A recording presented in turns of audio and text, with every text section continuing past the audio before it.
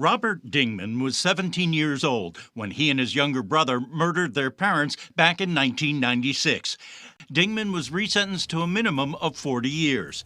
In January, his lawyer argued that amounted to de facto life in prison, noting that Dingman would not be eligible for parole until he was 57, and that would not afford him a realistic opportunity to build a meaningful post-prison life.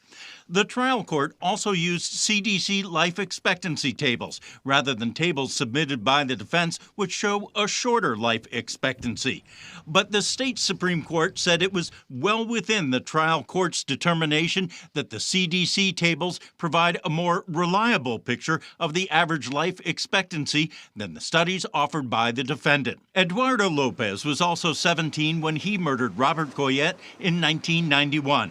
Following his resentencing hearing, Lopez was sentenced to 45 years to life.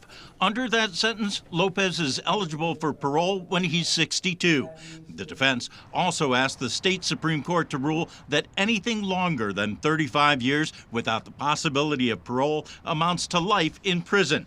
But the court rejected that, saying the Supreme Court has not recognized as a matter of constitutional law that a term of 35 years is the de facto equivalent of life without parole, and we decline to create such a rule. There's no word yet on whether or not the defense will appeal either of these rulings. As things stand right now, Robert Dingman would be eligible for parole when he's 57. Eduardo Lopez will be eligible when he is 62.